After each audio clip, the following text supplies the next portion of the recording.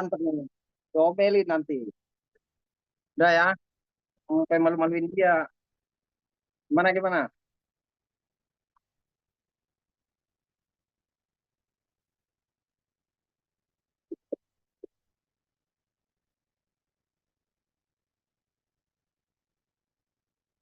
Bang El, coba Bang El. Apa lagi ulang lagi, Lin? Ulang lagi, Lin. Gue baru mau serius ini.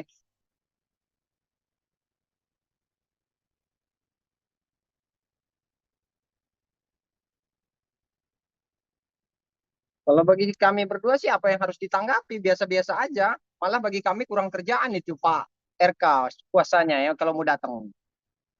Cuman kan kalau nggak datang, kemungkinan Pak KRK itu kehilangan haknya, hak untuk menjawab, hak untuk membantah, hak untuk membuktikan bahwa apa yang didalilkan itu tidak benar. Jadi begitu aja sih menurut kami.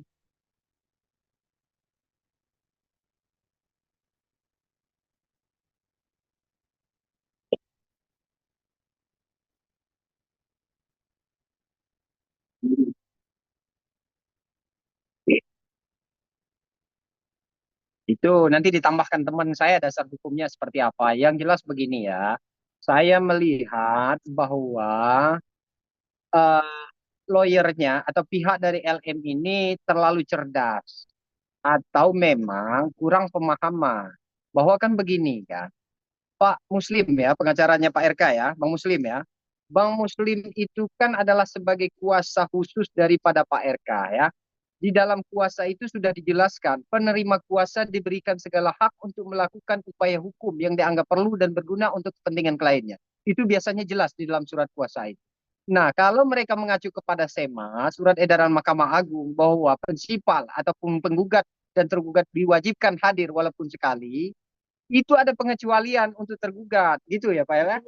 Ah, jadi begitu ada pengecualian dalam hal, misalnya Pak RK berhalangan hadir, boleh diberikan kuasa istimewa kepada kuasanya untuk mewakili hal itu, mewakili mediasi, segala macam, memutuskan.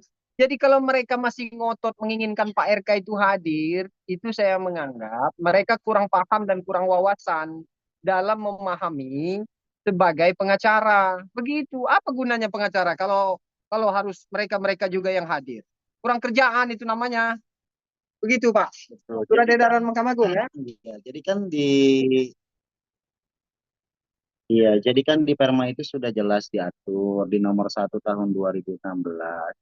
Penggugat dan tergugat bisa saja tidak hadir dengan alasan yang tertentu. Contoh, dengan tugas yang bisa dia tidak tinggalkan, yaitu umpama dia sebagai ada tugas negara,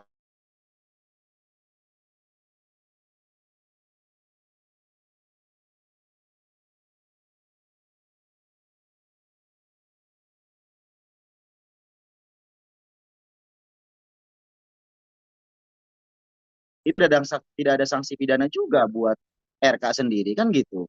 Karena kan sudah dikuasakan penuh juga kepada PH-nya, yaitu siapa, Bang Muslim ya? Pak Muslim. Iya, Pak Muslim Butar-Butar kan begitu.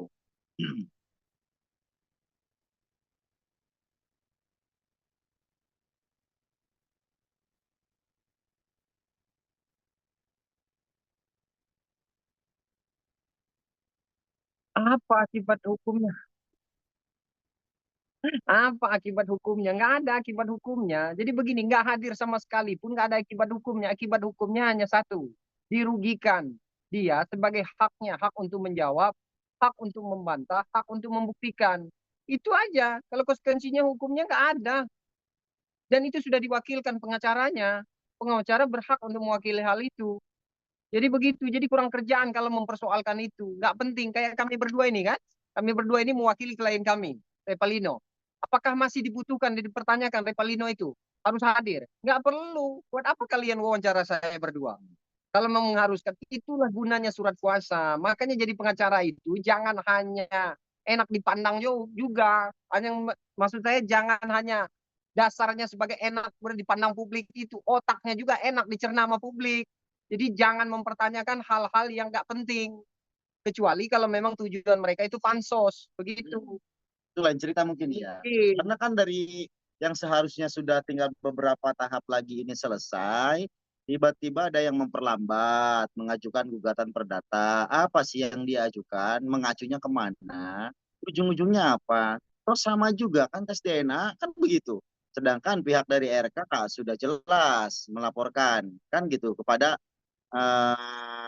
tim Mabes Polri kan gitu. Dan ujung-ujungnya apa juga? Untuk tes DNA kan begitu. Seperti itu.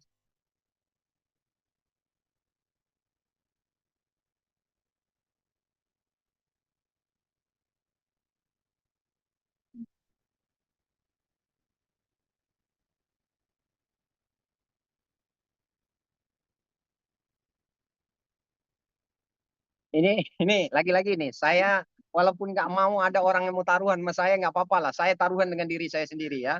Ini sekali lagi, mudah-mudahan ini ada rekam jejaknya nanti. Sampaikan dengan mereka dan publik nanti yang akan melawan saya menjadi taruhan ya. Kalau gugatan itu, ini berdasarkan pengalaman kami berdua sebagai pengacara atau sebagai praktisi hukum ya. Jadi ngajukan gugatan itu jangan dijadikan asal-asal atau asal gugat, hasilnya bagaimana nanti, itu kesian klien ya. Cuman kalau saya menduga dan berkesimpulan, bahkan berkeyakinan bahwa gugatan itu, menurut kami, berdasarkan pengalaman kami ya, kalau dasarnya hanya itu, saya yakin gugatan ini nggak ada yang perlu dikhawatirkan merem. Dan saya 99,9% gugatan ini akan sia-sia. Lagi-lagi saya menyampaikan hal ini. Taruhan saya. Karena faktor kenapa Pak? Tidak bisa dikabulkan. Ya banyak hal lah. Banyak hal yang aktornya. Karena kan mereka ini tidak ada ikatan. Betul, itu. Kecuali mereka ada ikatan yang sirih, lain cerita. Kan begitu. Begitu. Rin.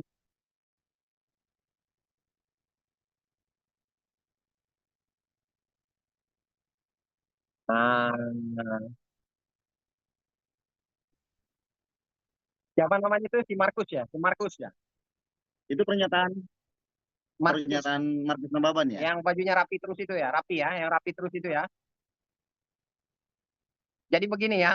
Pernyataan itu, jadi statement ataupun pernyataan daripada PH-nya atau kuasa daripada LM itu sendiri itu sangat merugikan klien dia. Dia menyampaikan begini, kurang lebih ya, kalau nggak salah ya, karena teman-teman media ini kan mengingatkan saya bahwa bahasanya kurang lebih saya rangkum ya.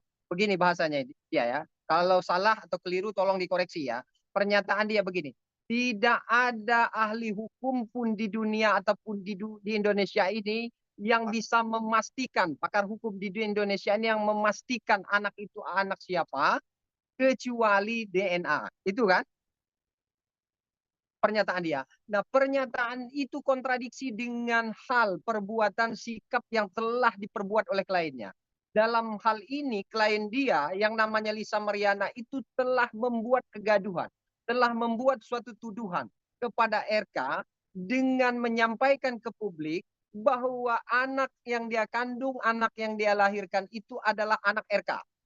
Sehingga terjadilah perbuatan pelaporan di Mabes Polri yang dilakukan oleh RK kepada Lisa Mariana. Sementara klien dia menyampaikan tidak ada pakar hukum ataupun ahli hukum di Indonesia ini yang bisa menyampaikan anak itu anak siapa kecuali dengan DNA ya. Itu namanya kontradiksi bahwa klien dia sudah diduga melakukan sebuah pelanggaran hukum dengan menyatakan atau menyebarkan fitnah kepada sosial media ataupun publik dengan menyatakan bahwa meyakinkan bahwa itu adalah anak Eka, itu adalah salah besar. Itu harusnya. Klien dia harus dicerdaskan. Cuman kenapa bahasa itu disampaikan ke publik? Hmm. Harusnya dia tahu konsekuensi hukum dan resiko hukumnya. Terus pada saat konferensi pertama jangan terlalu lantang dia mengungkapkan bahwasannya di LM ini belum pernah berhubungan intim selain daripada dengan RK sendiri. Kan gitu. Dan Begitu. sekarang PH-nya sendiri, pengacara hukumnya sendiri menyatakan tidak ada satupun pakar hukum yang menyatakan yang bisa uh, menyatakan itu adalah anak RK terkecuali dengan DNA. DNA. Kan begitu. Gimana ceritanya?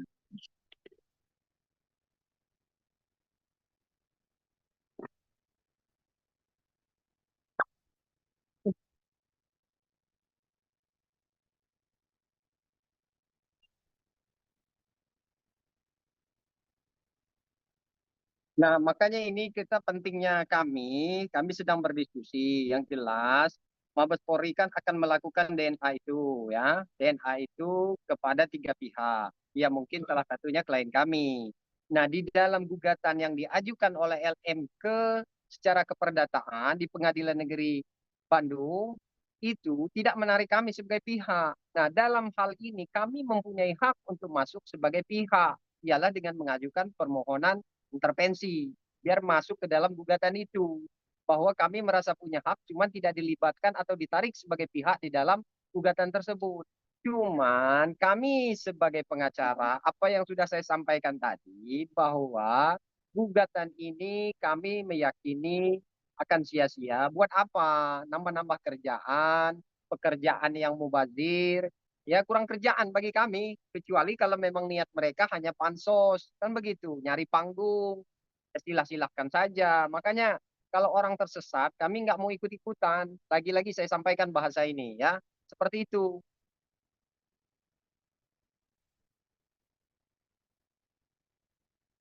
Nah, pertanyaannya ini bahaya ini. Kalau bebas itu kan setidaknya orang di dalam tahanan itu bebas bahasanya kan, atau di dalam suatu penguasaan orang lain itu bebas. Makanya dirubah pertanyaannya. Pertanyaannya saya rubah, kapan Repelino akan muncul? Kurang lebih begitulah, biar enak pertanyaannya, biar saya enak juga menjawabnya. Nah, kalau pertanyaan Repelino ini akan muncul, kami Kurang lebih kapan? nantilah kita informasikan, intinya secepatnya. Mudah-mudahan di bulan ini Paling lambat 30 Juni. ya. Juni ya. Paling lambat 30 Juni lah. Bila perlu kita meriahkan pestanya LM yang di Bandung itu. Kami masuk, kami bawa nanti Repelino nanti. Siapa tahu dia kangen mau cium tangan juga sama Repelino kan.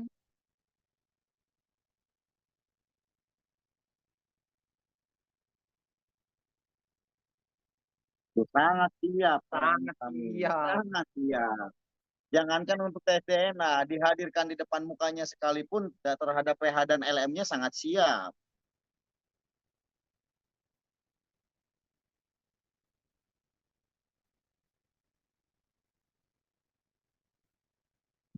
Siapa dia? Kok ngatur-ngatur? Ha? Kan dia mengajukan gugatan nih. Belum tentu dikabulkan. Begitu. Belum tentu dikabulkan. Jadi jangan terlalu banyak, terlalu jauh halu. Ya. Dia mengajukan gugatan belum tentu dikabulkan. Bahkan saya berkeyakinan gugatan itu tidak akan pernah dikabulkan. Karena harus punya dasar hukum mengajukan gugatan itu. Nah, sementara laporan di Mabes Polri pasti akan dilakukan. Dan bukan dia juga yang mengatur. Jangan dia ngatur-ngatur hidup, yang mengatur itu ya tentu kewenangan daripada pihak Mabes Polri. Tinggal dia hormati prosesnya. Kalau memang DNA nih, 3 orang DNA, kemungkinan akan dilakukan di Rumah Sakit Polri Kramat Jati. Ya di situ, jangan dia udah ditentukan polisi, dia juga yang mengatur nanti. Mendingan dia suruh pindah aja jadi kerajaan Arab Saudi, biar dia semua bisa menentukan. Siapa dia mengatur-ngatur lagi LM ini?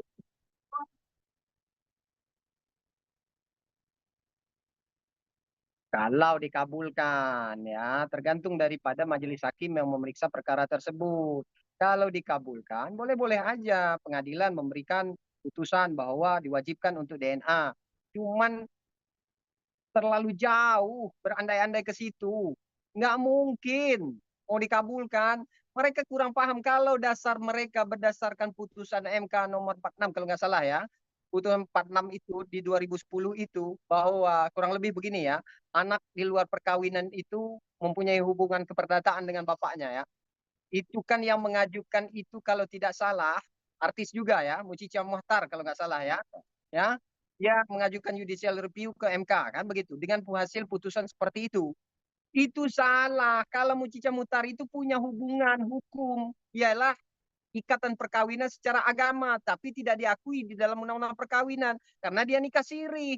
Begitu. Kalau ini jual beli transaksional itu bahasa dari LM kepada salah satu dokter kecantikan itu.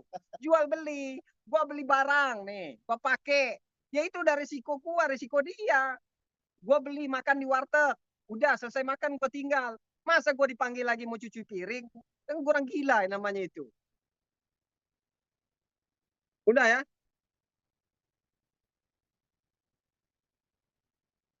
pesannya Pesannya tetap semangat, nikmati sisa-sisa bahagianya. Karena informasi Lipalino pun sudah tahu bahwa terkait dugaan video porno yang diduga pemeran utamanya adalah dia. Nah, klien kami juga sudah mengetahui bahwa ada salah satu aliansi, kalau tidak salah sudah mengambil langkah hukum ya, membuat laporan. Sementara ini Mabes Polri kemungkinan di dalam bulan Juni ini atau di awal di bawah tanggal 10 lah. Sudah ada panggilan atau seperti apa langkah hukumnya nanti. Siapkan saja mental ya. Cuman kalau belum ada yang membuat laporan secara pidana terhadap video porno itu saya pastikan saya yang akan membuat laporan secara pidana. Ya, Update dong. update. Cuman ujung bahasanya diganti lah, jangan karena lagi di dalaman dalam kamar, dalam rumah. Nah, begitu. Update dia, tahu dia. Oke, Elin. Ya, makasih ya. Yo, Yuk, sama-sama. Yo, yo, yo, yo. bye-bye.